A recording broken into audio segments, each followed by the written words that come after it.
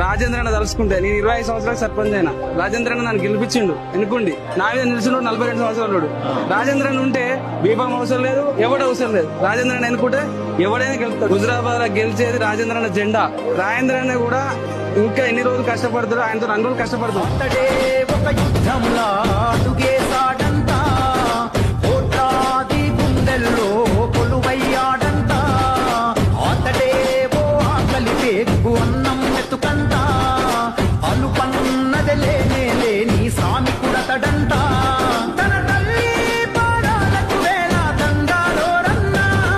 మూడు పాటలు ఆయన నడతాడు, ఆయన పాటలు మేము నడుస్తాము.